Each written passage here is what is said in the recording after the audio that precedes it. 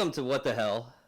Today I'm going to talk with is it Johnny Skelton? Yes, Johnny, yeah. Johnny Skelton, and he's going to talk about his time in the Army and the pipeline through infantry. Because I was always wondering, because I've gotten what the pipeline through all the tier 1 stuff and everything like that, what you have to go through and everything, but no one really talks about infantry. Because infantry, even, well, except for like the Marine Corps, where everybody's an infantryman, but, Yeah. well, they got a longer boot camp. Well, you got more habits to break in the Marine Corps, I guess. Yeah, and you gotta, I mean, Jack Manonville was talking about the one time that he was shot while cleaning a gun, and it was the other guy's fault. It was, I'll link you the thing of him doing that because it was so hilarious. Because Jack Manonville was freaking hilarious. But go ahead. I understand the boot camp and everything like that. It's not as severe as the Air Force, because the Air Force, when I went through, it was only like 6 weeks. All we did was like march. Yeah. But well, when I signed up, I reported 25th of July back in '95. So we flew out of the Oklahoma City MEP station, and you get one of your first introductions to the efficiency of the government. We flew from Oklahoma City to Chicago O'Hare, then back to Atlanta.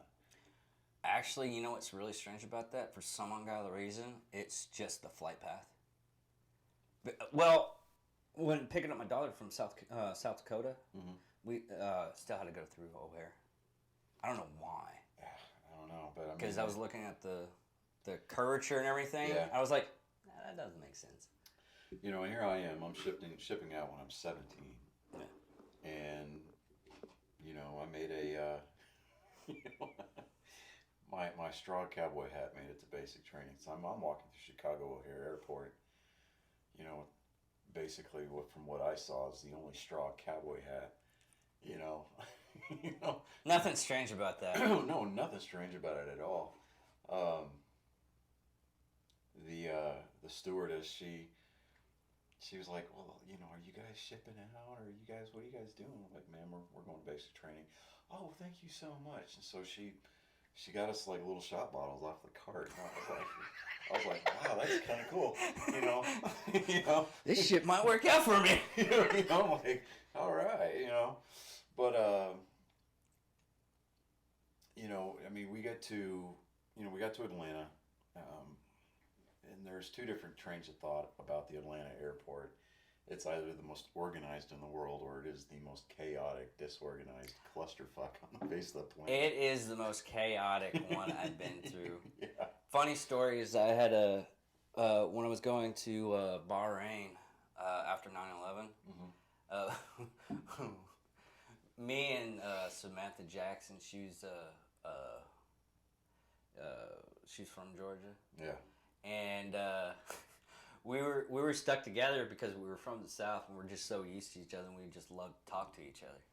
And we walked by this one black lady. She pulled her kid. It's like, if you're gonna act like a dog, I'm gonna treat you like a dog. Just yanked him.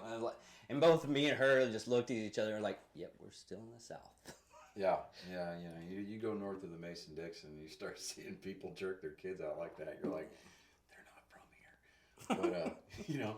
But we get to Atlanta, and you can kind of tell who was there to report for basic, because we all had the same look on our face, like, we were lost. Yeah. And a lot of times, especially for me, it was our first time being away from home. And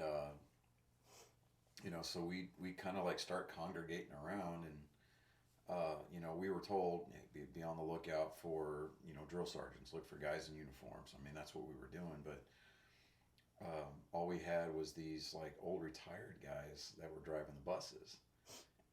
And they're like, you guys reporting for Fort Benning? We're like, yes, sir. Get your asses over here. We're just like, okay, And, Lemmings, basically. Yeah, and So I mean, we're sitting there, and the bus driver's like, well, we're fixing to head out, so if this is your last chance to smoke or dip before we get there, because they're gonna make you throw all that shit away. And you just saw it. Everything's coming out of the woodwork.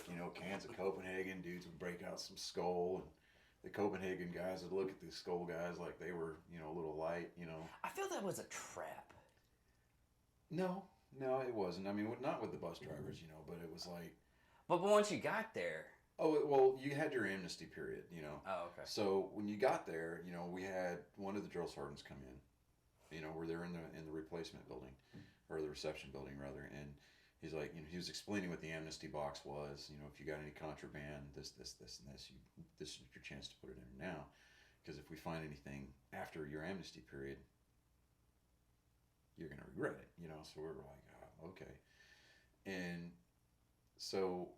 I mean, when we come in and, they're like, all right, well, dump your personal bags on the floor. And we're all on the benches at this point. There's no bunks or nothing to dump, So we dump all of our bags and we're going through our personal gear real quick. We're pushing all of the contraband aside, They're like, no disposable cameras, blah, blah, blah, blah, And this was, in the mid-90s, before everybody and their sister had a cell phone.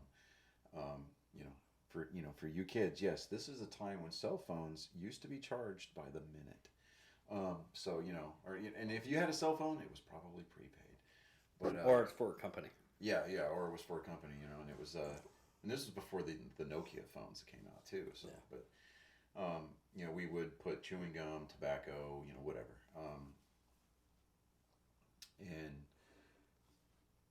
and then after that, it was just. You were officially under lock and key, so, like, I had already had a high and tight, when I shipped, but I knew I was going to get bald the next day, so, I mean, like, that first day, I mean, you're doing your basic in-processing stuff, whether it be immunizations or, going through your SGLI and, you're just doing your basic, like your uniform fittings and stuff like that. I think uniform fittings was like first thing on the checklist. See, I got totally screwed. The first week that we're there, I think the only thing we did was because we were told pack light. Yeah. I packed light. I had like 5 pairs of underwear, 5 pairs of socks, jeans, t-shirts. That's it. Mm-hmm. We went a week without getting new uniforms. Well, I mean, theoretically, you can wear the same pair of underwear like 2 days in a row. So you can switch it out. Yeah, switch it out. But I thought we were getting clothes like when we got there. Yeah, and so I had a Hawaiian shirt for like 5 weeks. That didn't get me anything. Hell, dude. I mean, if anything, that got you more attention from the drill sergeants. But it was all love. Yeah, exactly. So immunizations, I think, was day 2. And did you ever get the peanut butter shot? You had to hold it in your hand and then warm it up, and then they put the needle on there, and then they give you the shot right in your ass. Yeah. Right. We had all of our shots were the air gun. Yeah, I have no idea what was in this. I forget what it. I mean, I used to know a long time ago. I've been to sleep since then, but it left a golf ball in your ass cheek, and you could tell. You could always tell who had just gotten the shot because they would all be sitting down like this, and so. I mean, the drill sergeant, you just see them all laughing, and then later on we figured out that they were plotting, because. Like the next day, when they woke everybody up for PT, I forgot that I was on the top bunk. And I roll out of the bunk, my feet hit the floor, gravity grabbed that golf ball in my ass cheek and just pulled. And I hit the floor, and I'm like, And so PT that morning was grass drills, up, down, front, back, left, right, side straddle hops, and flutter kicks. I mean, so flutter kicks, you're on your butt anyway doing flutter kicks, and then you got to put your hands up underneath you, just, because to do the correct form. And yeah, after PT was over with, I mean, my ass cheek was still sore, but it didn't hurt as bad, and the golf ball was definitely reduced.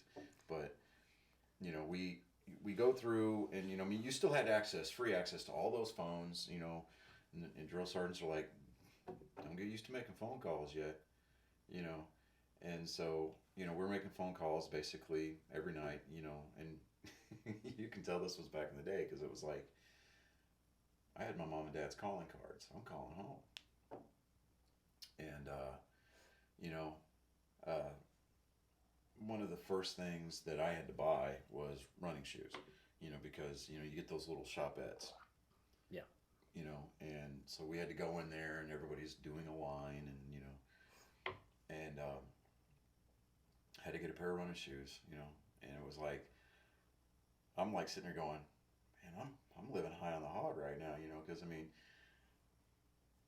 my mom and dad did their best, and they really worked to really kind of provide for us. My dad was in the Navy, he was a E7 when he retired, and nobody ever joins the military for the money, and he's trying to raise a family of 6 on Navy pay, and my mom's working part-time. Wow, 6? Yeah, 4 kids plus him and my mom, so it was like, and my dad felt bad, because I was the athletic one. I played, I went out for baseball, I played football, so I mean, I needed, cleats, I needed spikes, and I needed stuff to play. And then plus my brother and I, we were in Boy Scouts, so it's like spending all this money on camping items and stuff, But, so it's like my dad would feel bad, and he really wouldn't let on that it bothered him a whole lot growing up. So here I am, I'm sitting there going, I got Army money now. Yeah. So I mean, at the time, I thought I was doing pretty good, and spent $60 on a pair of Nike running shoes, I mean, granted, it's 1960, 60, yeah. 1960, it's 1995. Yeah. And then I call home that night, right? Because I remember before I shipped out, and this was like my first big ticket item that I bought with Army money. I've always been a Red Sox fan, but Ken Griffey Jr. has always been my favorite player. And so when my dad retired from the Navy, we lived near Seattle, so I got to watch him play. And our mall here used to have a Champs. Well, we still have Champs Sports. Yeah. Yeah. Well, they used to sell jerseys and stuff. I mean, it used to have a bigger selection than it does now. Back then they had an authentic Ken Griffey Jr. jersey, and I was like, oh, and it was $60. It's the same one that you spend $270 on now. Yeah. So I called home. I was like, Mom, you need to, get the money out of my account and go down to the mall and buy this for me. And she's like, are you sure? And I'm like, yes, please, just do that. Before it goes away. So she's like, well, I went and bought your jersey, and I'm like, yes. I was like, in the back of my mind, I'm glad that I bought it. In hindsight, but back then I probably should have just hung on to my money. But so I mean, we get our we get our downrange assignments for what basic training unit.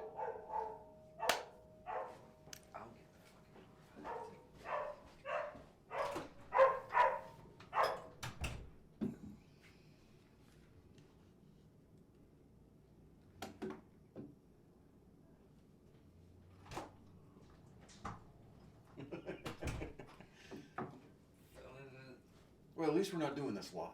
Yeah. Well, you'd be surprised. Is a lot of people get like air conditioning and everything like that, and people just laugh at him. It's like Andy Snumps. You know who he is? Name rings a bell. He's a Navy SEAL. He does cleared hot. Yeah.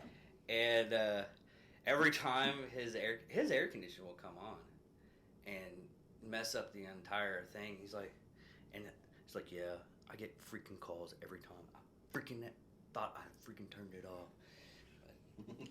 But anyways, go on. Ken Griffey Juicy shirt. Yeah. Griffin. So we got our downrange assignments. for what units we were going to go to, what companies. Now, did you do that in maps? Because I did that in maps beforehand, or you do that when you get in there? When I signed up, I signed up on the delayed entry program, so I actually enlisted when I was 16. My dad had to sign the waiver, and basically, I enlisted the summers between my junior and senior year, and actually no, I signed up the spring of was it spring or fall? Anyway, I signed up during my senior year, and because I don't turn, my birthday's not till November, and I started school a year early. What day? The 20th. 14th. Ah, see, okay, Scorpios. Woo-hoo. Yeah. But Well, the only reason why I ask on that one is because, okay, say you're like 17 and everything. Yeah. I had one person that she had to sign up when she was 17. She couldn't even shoot the rifle. You know, I don't think they gave a shit back then. I mean, no, this is like 2000. No, or well, 99. I don't know, but I don't know. It might have been different because I was going infantry. But when my recruiter, I remember my recruiter's name, and he was actually a pretty decent guy because he didn't like try to sell me on Club Med, right? Staff Sergeant McDermott. I mean, the dude was ginger as the day is long, and he was an MP. Right? Okay. So we drove up. We had like 2 or 3 other guys in the car, and we drove up first thing in the morning. I mean, it was butt ass early. It was still dark, and you got guys dipping in the back seat, you know, and I'm 43. I mean, what's my parents gonna do? Ground me? Yeah, I was one of the guys dipping in the back seat. So it's like he was like, well, I got to take a piss. He's like, who wants to piss in Oklahoma? I mean, we got a bunch of Texas dudes. We're like, hell yeah. We're going to piss all over Oklahoma. And it was like a divine sign from God as I'm looking back on it. We stopped at mile marker 101. Anyway, so we get to the MEP station. We go through all of our like physicals, and we take the initial ASVAB, kind of a thing, to figure out what job we were going to be able to take. I knew what I wanted to take, so it didn't matter. But I scored high enough to where when I got to talk to the career counselor, he wanted to make me fire control specialist. Oh.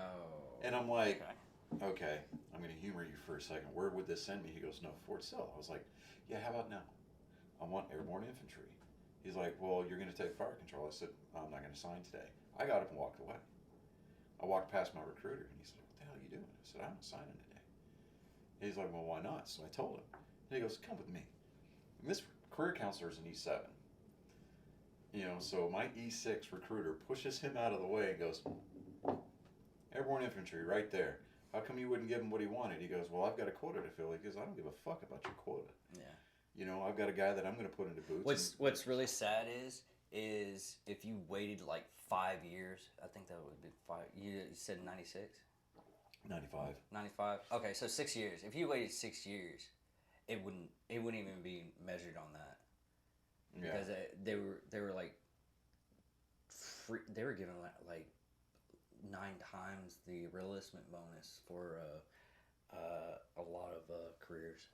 Yeah, see, I knew what I wanted to do, and I wasn't looking at enlistment bonuses. I wasn't looking at any of that crap. I mean, I was just like, I want to do 4 years. I want to sign up for the initial 4 years, and then go from there.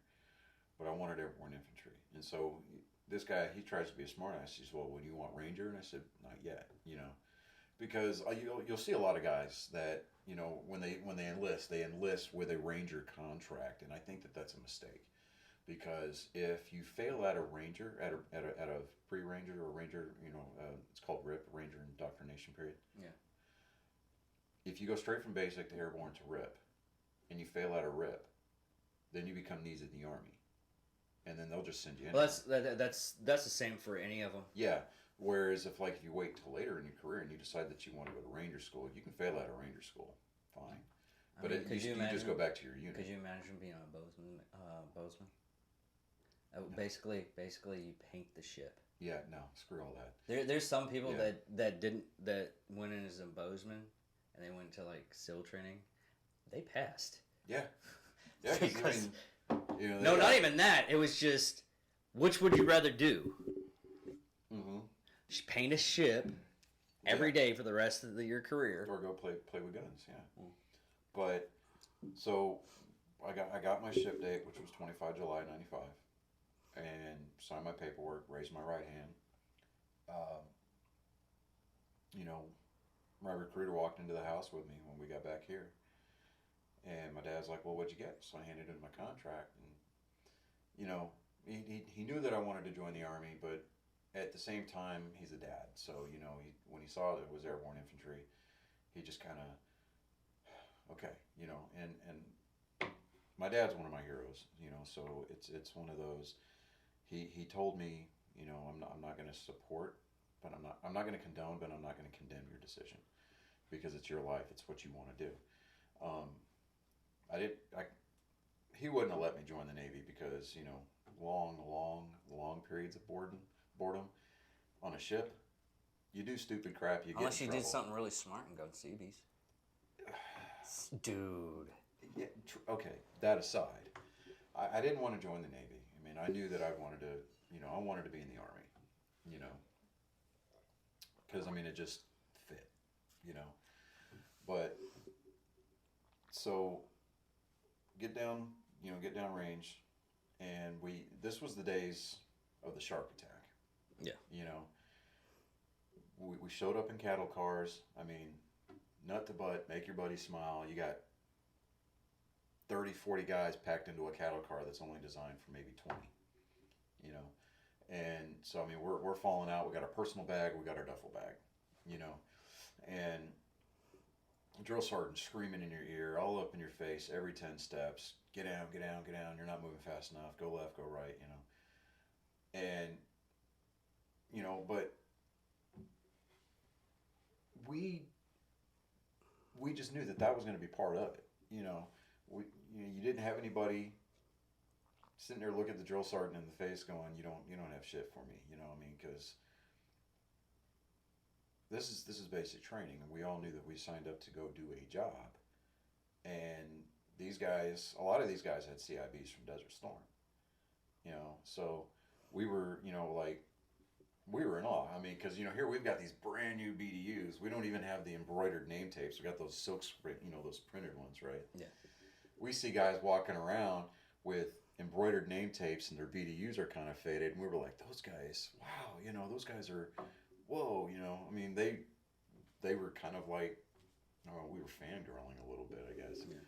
But. Yeah, man crush. It's no big deal. Yeah, it's okay, but we get down range, and this is day 0. We're getting introduced to our cadre. You'll always have that one or two guys in your respective platoons that hey, this person's going to be the character. I told you that my cowboy hat had made it to basic training. Yeah. Well, they made it to day 0. Oh wow! And this is before we had to pack all of our personal stuff in the locker, right? And so, you dump your personal bags again, and then you had to put everything in a big pile on your bunk. Uh-huh. Well, my cowboy hat had been crushed at this point. Oh. It was a straw hat. It was totally fine. Okay. It basically went from being a hat that I'd wear out in public to a hat that I'd wear in the house when I'm drinking beer. Okay. And it was sitting on top. And this drill sergeant, he was an E5 at the time, Sergeant Rude, R-U-D-E. That was his actual name? That was his actual name. Oh, and he's walking by. That's gotta... He's walking by, and he passes my bunk, and he stops. He backs up a step, and he looks. And there's this cowboy hat sitting there. He takes off his drill sergeant hat. He puts it on the bunk. Takes my cowboy hat and puts it on. And he goes, do I look like a cowboy? Do I look like somebody who would take their sister or take a cow to the prom? And to this day, I do not know what possessed me. I would like to think that my father raised me better than this. But out of my mouth, it started to escape, and before I realized what was happening, it was already hanging there. I said, "Drill Sergeant, you ought not to talk about your sister that way." and, you know, like that scene in Blazing Saddles when the sheriff walks into the saloon for the first time and everything, including the smoke, stops in midair? Yeah. This happened. I mean, the world stopped turning for just a second. You know, it was like, slammed on the brakes. Our inertial dampeners, like on the Enterprise, are going crazy because there's too much to keep up with. And you see this vein start to pop up on the side of his head. And he's like, "What did you say to me?" I mean, he got in my face, right? And instead of saying, "Nothing, Drill Sergeant," I said, "Drill Sergeant." You repeated it? I said, "You ought not to talk about your sister that way." And he just like... I can't believe you repeated it. He was like, "What in the world?" You know, that was my introduction to the knife hand. and I mean, it's just chaos, right? All these drill sergeants are like, "Holy shit." And he's just like, "Rah." I don't remember half of what came out of this guy's mouth. All I know is I'm sitting there thinking, well, 17 years was a good ride, you know. Our senior drill instructor, our senior drill instructor, I mean, this dude, I mean, he was probably like 6'4", 6'5", tall, lanky black guy. And he talked just like this. And he walks in, nobody calls at ease. And he's like, "What the fuck is going on in here? Nobody won't call damn at ease." You know what I mean? It's like, well, senior damn ass drill instructor. You know? It's like, and everybody just kind of goes, I mean, I'm standing there at parade rest. I mean, I'm afraid to move, right? I'm a statue. And every drill sergeant just kind of goes like that, you know. You could hear it. It was like a scene in Scrubs, you know. Yeah. And you hear him go, "Drill sergeant, the fuck is on your head?" he's like, takes it off and puts his round brown back on, and he's like, "No, I want you to explain yourself. What the fuck was on your head?" He's like, "This private cowboy hat." He goes,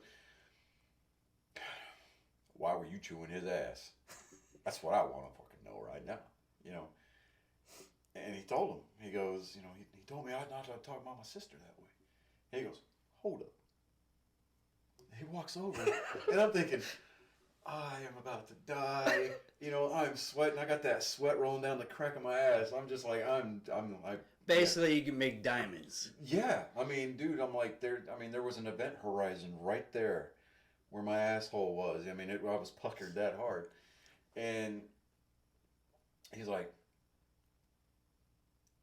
you told this drill sergeant that he ought not to talk about his sister like that, and then you fucking repeated it?"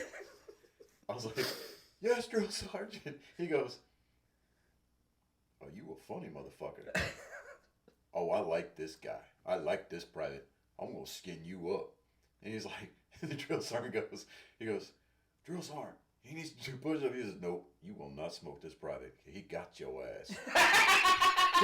And I'm sitting there going, I'm like, do I smile? Do I smirk? Nope, I'm just gonna stand right fucking here, you know. But in the back of mind, all you heard is, "It's a trap! It's a trap!" You know, yeah. I mean, Admiral Akbar the whole time is like, "It's a trap," you know. And it's like, oh god, you know. But you know, I mean, because you've got three different types of privates. You've got your smart ones who know all the answers. You got your strong ones who get smoked for everything. And then you get the intelligently strong ones who know the answers, but they fuck it up on purpose just so they can get smoked. That was my platoon in basic training. You know, we knew the answers, and I mean, because we got honor platoon during our training cycle. So, you know, we had like one guy fall out because he couldn't hit the broadside of a barn with his rifle if he threw it at it. You know, but everybody else qualified with our weapons. We did everything above the standard, and you know, we just kind of made everybody else look bad, you know. But you know, basic training for me, you know, I mean, I got in after they stopped allowing drill sergeants to put their hands on people. Which I guess to a degree is okay. It's fine. But, with this whole doing away with the shark attack thing that they've started. I think they reimplemented it because after the. And I really hope that they did because, while I agree with the premise of the whole problem solving thing that they tried to start, you get off air, you're going to be in this squad, and you guys go solve this problem. To me, that's setting people up for failure because you're putting them in a situation where they have to solve a problem without the proper training. Yeah, exactly. The point of basic training was to break people down to their basic chemical compositions and rebuild them in the image that the Army needed. Exactly. Or just the military in general. Whether it be Air Force TIs, I think they're called. Yeah. Basically, what you're doing is you're breaking them down to the point where they, by the end of the transition, they're going to work as a team. Yeah, and then that's just kind of like the thing with like the basic rifle marksmanship program. It was like they kind of really preferred that you had not been a hunter before you got in because you had those bad habits. Like, okay, I know how to breathe, and it's like, no, they need you to start over from a clean slate. Oh, my brother-in-law kind of screwed everybody when he was doing his shooting, because the armor was like, okay, this is let's see how you shoot. If you need any adjustments, just let me know. Let me help you out. And he literally, it was like that big. That was his shooting regiment. Yeah. It was a dime. Yeah. And he's like, fuck, you don't need me. So he just head up into the freaking tower and drank his coffee the rest of the day. Yeah. But for me, basic training, whether they include all of this equal opportunity training, what do they call them, sharps now, or whatever it is, I forget. I don't know. But like all this extra time to do the, don't bully people and don't look down upon this group or that group. It's like, it's not the military's job to babysit somebody else, somebody else's kids. Exactly. We're there, those drill sergeants are there to create soldiers, create Marines, create airmen. What's really sad about the whole situation, though, is the only way a lot of these people would work together and basically be friends, no racism, no nothing, Right. combat. Hands down, combat. Well, and it's a horrible thing to say, but until you have a group of people that really hate each other and they're getting shot at and they all have to work together to survive. Well, see, that's the point of the drill sergeants, though. Yeah. They're not there to be your friends. Just like our parents. Our parents, their job was not to be our best friend. Their job, it was to raise us to be responsible human beings. Yeah. We've got parents now that will throw their kids in front of a video game console, or they'll throw them in front of a phone, and just let them do that. It's like that's okay to a degree, but be actively engaged with your kids. Those drill sergeants are not there to raise you; they're there to mold you, and so the whole idea, like you were saying, is like you take this group of people and just shoot at them. Yes and no. Okay. Yeah. Because in order for people to be able to survive, you still need that foundation of training, and you're going to build that esprit de corps, that camaraderie, that brotherhood, regardless of the situation, because those drill sergeants are there. And I've even, if I remember correctly, our senior drill instructor, Sergeant First Class Lowe, he he flat out told us, he goes, you will hate me, you will talk shit about me behind my back, but I'm not here to be your friend. It's like, I'm here to make you into a soldier. So that way your unit can fuck you up later. You know? and you know, so even though he was hard on us, you know, he understood that, you know, I mean, my Sergeant Lowe was, you know, he was my first introduction to what a really excellent NCO is supposed to look like. You know, he took the time to learn about his soldiers. He took the time to, you know, train us properly. And we went out of our way to get smoked by him because it was fun. It was a team building exercise to get smoked by Sergeant Lowe, you know. But, you know, we had that overbearing first sergeant Baron. I mean, this guy looked like a straight. I mean, it was like somebody went to an SS unit back in the 40s, grabbed him, taught him perfect English, and said, "You will train American soldiers in the 90s." I mean, this guy was like 42, 43 when I was in basic training, and he was, you know, he would sign up and participate in the best ranger competition every year for fun. Oh, wow. You know, I mean, like, he would carry 2 5-gallon water cans in his rucksack when we do our ruck marches. You know, he was the kind of first sergeant that had his kids walking in step in a parade rest when they'd come to a stop. Oh, wow. Yeah, I mean, he was one of those guys. You know, his introduction to us on day 1, or day 0 rather, was, it kind of reminded me of a WWE promo.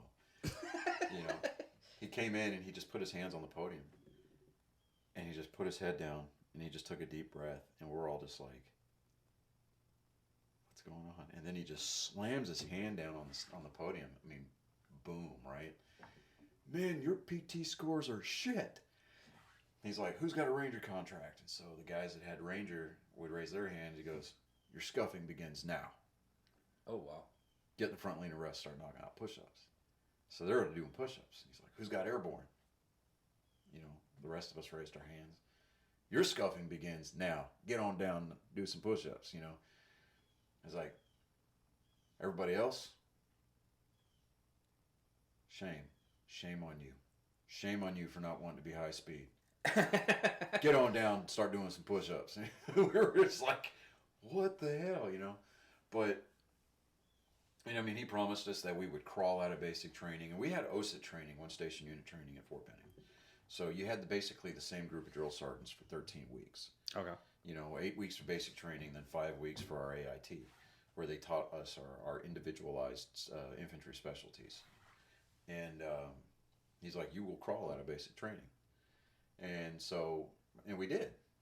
Literally, we did, because it was a nighttime movement thing. So we went up through these woods to this trench line, and they were like, do not pick your heads up. You will high crawl, or you will low crawl. And there will be no 3 to 5 second rushes. And we were like, oh, okay. And we start hearing 60s going off. And you could hear the, you know, going overhead. We'd see tracers flying over, and we're like, what the fuck? They're like, get over the wall and stay low, stay low. So we're crawling. I mean, I think in hindsight, it was probably like 5 foot, 5 foot elevated fire. You know, I mean, they just had these, they were on tripods, and they were locked in, and they didn't move. You know, they couldn't depress the fire, but, you know, it was just 5 feet. So, I mean, theoretically, here it is. You know, when you see something whizzing by or hear something whizzing by, you still clinch. And you're like, man, God, Lord, what is going on? You know, they had flares going off. They had those old pyro pots that were put into berms or whatever, and they would just, they would light those up. And it was like 50 meters or something like that we had to crawl, you know, and we were just like, what the fuck is going on? And so we couldn't stand up until we were past the firing line. But, you know, so at that point we were officially soldiers. We just weren't infantrymen yet. But, you know, when we went through our individualized training, you know, we were starting to get a lot more freedoms. As far as like not having to have a drill sergeant walk us everywhere, we'd still have to march like to the PX or Yeah, stuff that was like the same. That was the same thing when we were doing services training. We always had a march to get to our place and everything like that. So, But I think that that's a better transition going in than going out. yeah. Well, I mean as far as like transitioning to civilian life.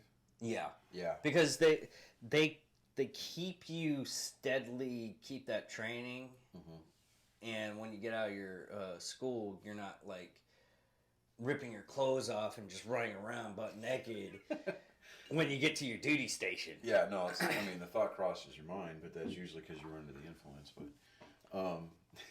Or you're crazy. yeah, that's too. But, when we had our field exercise, our FTX at the end of our AIT, right? So I mean, it was like a practical, everybody's wearing miles gear, this, that, We had our 12-mile road march coming back in, and when did you still have gear from like Vietnam era during that time? Oh, we had Alice packs and stuff like that. Okay. It was the suspenders, Okay. The web belts, and, but we had M16A2s. We had we had Kevlars. We weren't wearing steel pots, anything like that. They started wearing Kevlars like in the 80s. But, Okay. It. When I tell you what though, I mean when we came back in from our field exercise and we went through a ceremony called what they call turning blue. It's where you're given your infantry cross rifles, your blue disc background or your blue backgrounds for your discs, for your lapels, Okay. and your infantry cord. Single-handedly, that was probably one of the proudest moments of my life. Okay. And there was a lot of us like at this point.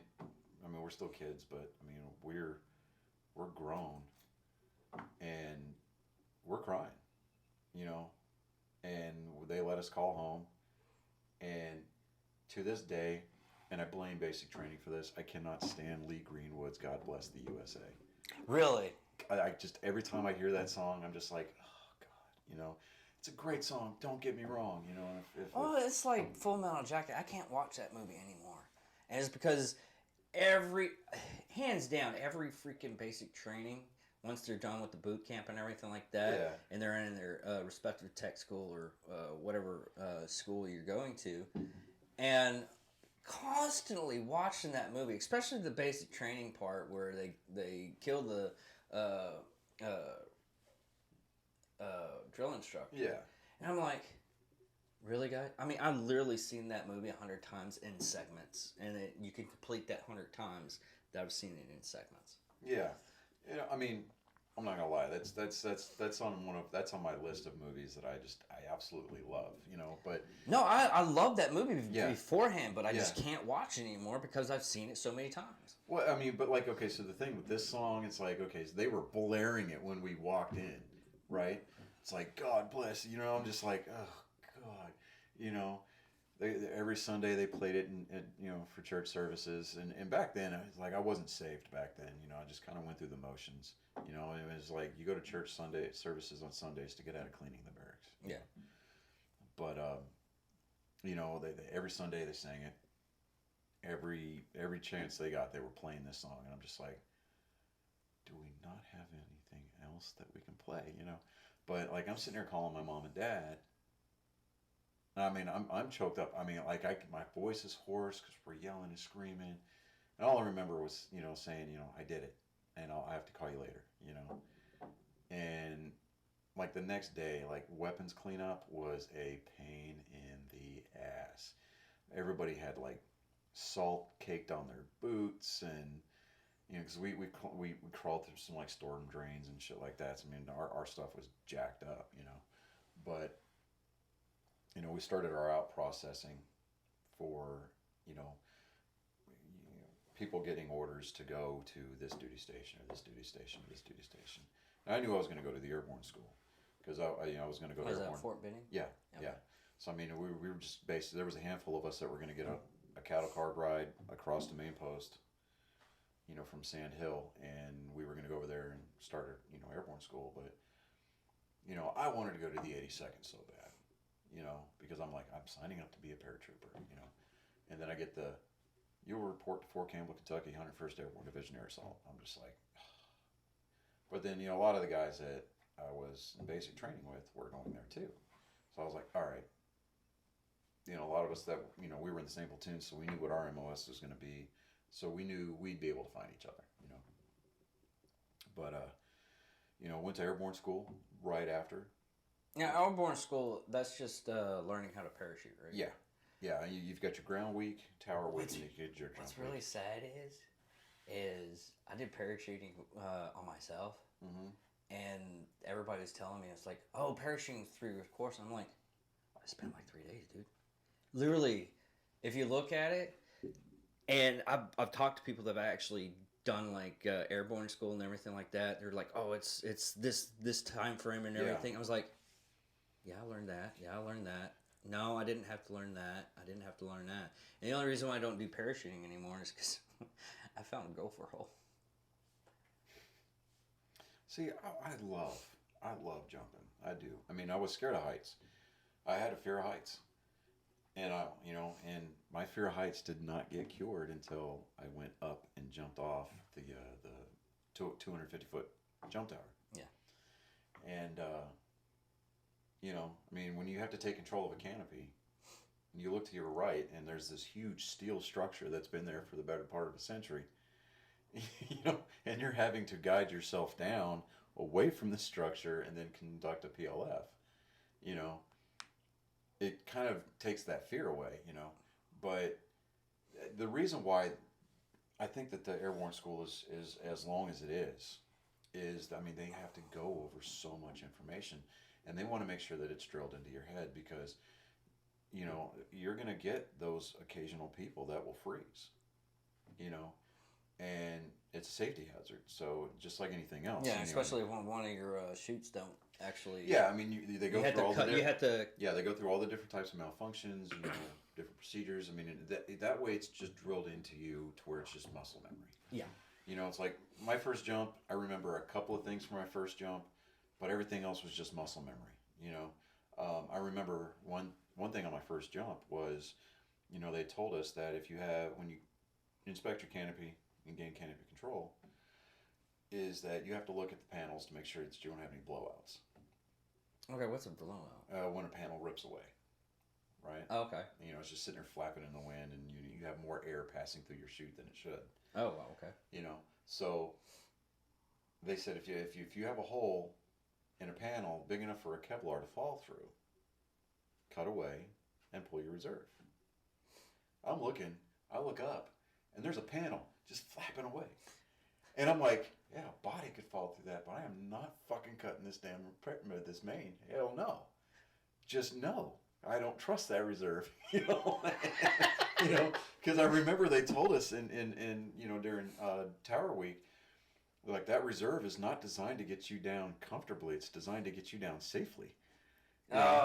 And I'm just like, oh no, just don't. I just don't want to do it. I didn't want to be that guy. So I rode that sucker in, and I remember hitting the ground, did my PLF. I didn't feel. What's a PLF? Parachute landing fall. Okay. There's 5 points of contact. It's just for the people that don't know. Yeah, what the hell is you get your 5 points of contact. You got the balls of your feet. You got the calf. You've got the side of your leg, your thigh. Your ass is your 4th point of contact, which is where we get the pull your head out of your 4th point of contact. Okay. And then you've got the small of your shoulders right here. That's the 5th point of contact. And when you roll over there, you're supposed to kick your feet out, and that's supposed to disperse all that energy out through the bottom of your feet, and just kind of give it somewhere to go. Otherwise, I mean, paratroopers get shorter anyway the longer that they jump. Yeah. But because all the jumps, what they do is compresses the spine. Yeah. Presses the spine to the point where all the liquid in the spine goes away. Right. But I'm sitting there, and I remember hitting the ground, did my PLF, and I'm laying there in some tall grass, and I'm like, I just jumped out of a plane, and I'm looking, and the plane that I was just riding in is flying off that way, and I'm like, That is cool because I'm still 17 at this point. Okay. I didn't turn 18 until day 2 of jump week. Oh, okay. You know, so I got to jump twice on my 18th birthday. Oh, awesome. You know, and they say that there's a thing like, I don't know if they still do it or not. It's called Keeper of the Wings, or the youngest person going through that particular class has to keep a set of airborne wings up underneath his pocket flap, and they're inspectable. So he has to shine them every day. Oh. You know, and, you know, I was turning 18 during jump week, and then there was this one other kid. He turned 18 like the day we started jump week. Right, so I mean, technically I was younger, but he just threw this huge pissy fit. I'm going younger. I'm like, you know what, dude? Whatever. It's one less thing for me to fucking keep up with. So you go on. You know. So, but day 2 rolls around. We're out there on the cables. You know, in formation, getting ready to move out to the jump branch. And Black Cats call me out. They're like, roster number 113, front and center, and I'm like, airborne. So I get all the way up there. Today's your birthday, correct? Clear, sorry, airborne. Well, you get to be first out the door for both of your jumps today. And I'm like, airborne. So he's like, get out of my face. I'm gonna have to go back to my squad. And then so I mean we're but it was really cool. I mean I loved jumping. You know. Yeah, it was fun. Other than the time I found the gopher hole and twisted my knee. Well, but, yeah, you know. But it really is exhilarating because you get the sense of the world at that point. Mm-hmm. It just feels like you're able to see everything. You're able to. It's just a really weird energy. And you really develop a very, very healthy respect for 550 cord at that point. Yeah. you know, because like everybody's like, oh, 550 cord's the shit. And it's like, yeah, okay. But you don't make that connection until you're hanging from a harness at 1,200 feet, you know, and you're like, oh, and it just kind of bing, like, you know, like a light bulb. But, you know, graduated airborne school, and my dad got to pin my wings on. Oh, cool. You know, my dad, he, you know, like I said, 20-year Navy guy. I told him, I said, I don't want you guys showing up for my basic graduation. He kind of gave me this weird look. I said, well, I want you there for my airborne graduation because I want you to pin my wings on. Oh, my dad was all about that. You know, so my dad, you know, he squeezed into his dress blues, and, you know, the Navy, you know, the dress blues, they got that white service cap, you know, the one that you have to buy when you get it, or it turns yellow afterwards. Yeah. So, you know, on the last day of jump week, we were there for jumps 4 and 5.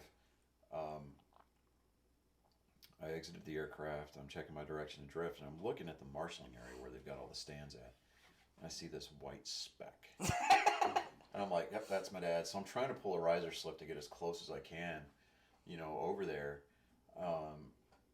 And just the wind was not cooperating, so it was carrying me out to the far side of the drop zone. So I was just like, you know what, whatever, fuck it. I'm just going to let this thing ride. So I hit the ground, pack up my chute, and I'm running off the drop zone.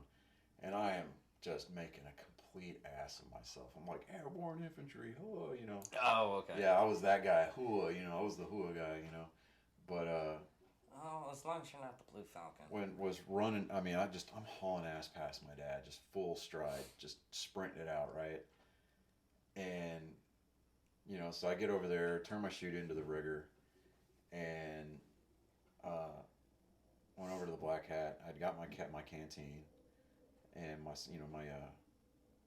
soft cap, and I was like, you know, can I go over there, right there, and, you know, go talk to my parents? And he's like, yeah, go ahead. So I run over there. I'm like, hey guys, you know, and he's like, well, was that it? And I was like, no, we got one more jump after this. But the winds were starting to pick up across drop zones. So it's like, I think safety protocols for the airborne school is like 14 knots. You can't jump anything over that. But like winds were gusting like 22, 25 miles, you know, 22 to 25 knots over the drop zone. Okay. And they were like, well, you've got a choice. We could either jump into these high winds, or we could have everybody come back after Thanksgiving and we finish up. Well, I was one of the people that just wanted to jump because I knew that my parents wouldn't have been able to afford another trip out there. And at this time, Deadpool 2 hadn't come out. No. Not that it would have mattered anyway. But I mean, we unanimously as a class decided that we were going to jump into the winds, you know. So we did. We were in the air for like a good 45 minutes longer, circling the drop zone, waiting for the winds to die. And by the time that we started to drop, the sun was starting to go down. So, and it was about 45 minutes before sunset. And so, you know, we're jumping in, and basically jumping into graduation. My dad pins my wings on, and you know, this is back when you could give people blood wings, you know. So he punches my wings, and it breaks the pin off in my chest. Oh, ow! I'm bleeding, and he pulls them out to put the little frogs on the back, you know, the dammits. Yeah. And he's like, "Oh, there's a pin missing." I said, "Yep, it's in my chest," you know. And so I had. Is it still there? No. Okay. I dug it out that night because I couldn't even go out and have dinner with my parents. Oh. Because I had to. I was on duty. I had hall guard or whatever it was, right? Where you know you'd sit there at the door. Just guard duty. Yeah, it's just guard duty. So I'm sitting there with a buddy's Leatherman, sitting there, no shirt on, and I'm digging these needle nose around because I bought the Gerber. Right, Yeah. but the Gerber had the regular pliers on them, the good ones, you know. Yeah. But you know, everybody else had needle nose Leathermans, and I'm like, whatever. So I'm sitting there digging around with these needle nose, and this black hat comes up, the airborne instructor, and I went to go call at ease, and he goes, "What are you doing?" and I'm like, I pull it out, and there's a chunk of meat hanging off the end of this pin. Oh my god! And he goes, "Did you just? Is that muscle? Is that meat?" I'm like, "Clear Sergeant Airborne." He goes, "That is out fucking standing. And you're not supposed to cuss on school grounds. Like, if you cuss on school grounds, you got to do 10 push-ups, right? You know, right there." And so, I mean, he's just like, "That's out fucking standing, right?" And he's like, "Carry on." "Oh, damn, Airborne, carry on." So, that made him hard, dude. I'm like, okay. It's one of those balls, breast balls. You know, and I'm bleeding, and my buddy sticks his head out, and he was going to, you know, he was going to be a medic. Yeah. So he's like, "Dude," and I'm like, "Yeah, you got a Band-Aid?" So he's like, "Yeah, hold on a minute." So he goes and gets a Band-Aid, you know, I mean, you know, but like the next day we went to, you know, do our final out processing and to be released. And I was going to go home for 10 days before I reported. So, Yeah. I mean, I took my leave then. But we're walking around. We got our berets on, you know, we got jump boots on. We thought we were hot shit, you know. And we had, some of us had bought the old Oakley frog skin sunglasses. Oh yeah. You know, and we're like, those things were the shit back then, you know. It's like, but I mean, they were like $60 then. Like $220 ones now, or you know, they were $60 back then. Yeah. So I was like, yeah, you know. And this is Ranger instructor, because they were there. The Ranger guys from Darby had come down to pick up the Ranger contract guys for their rip. And these guys are just like, they are literally larger than life. Like, you know, you walk up to a professional athlete and they tower over you. You know, I mean, like, this dude was just like solid. He was all man, you know, like solid muscle. See, I didn't get that because most of the Tier 1 people that I've met through my job and everything like that, I literally towered over. You know, I mean, but like, here we are, you know, I just turned 18. We're literally kids. Okay, yeah. You know, a lot of us just graduated basic, and now here we are graduating Airborne school. And these guys are Rangers, you know, and we're just like, these guys are as hard as woodpecker lips, you know, so we're, you know, we tried not to make eye contact with them. And then we hear out of the corner, and we hear, "Hey, Peachtree, come here." Right? We're like, "Oh, shit." So we turn and we snap to parade rest. He's like, "Those sunglasses authorized?" I was like, "I'm not sure, Ranger." He goes, "At least you know how to address me properly, but here's a hint. They're not." He's like, and so we snatched them off of our faces and went back to parade rest, and he goes, "If I see those on your face while you're in uniform again today, I'm going to rip them off your head, and I'm going to shove them up your ass. Have I made myself clear?" We're like, "Yes, Ranger." He's like, "Move out, carry on." So we were like, oh, fuck. So, I mean, I went over there. I was like, I called my dad over. I was like, "Here, take these." He goes, "Why aren't you wearing them?" I was like, "To see that guy with the beret over there?" He's like, the black one, because this is back when the Rangers could still wear the black beret. Yeah. You know, before the Army decided to give everybody a beret, like, yay! I'm like, shut up, God. You know, Yeah. you want a beret, earn one. But, you know, I was like, see the guy with the black beret over there? He's like, yeah, it's like, he said he was going to shove these in my ass if I had them on my face. They're not authorized, apparently. He goes, oh. It's like, I was like, just hang on to them. So, you know, we went through our final formation, you know, briefing from the commander, and they released us, and, you know, I went home on leave for 10 days, but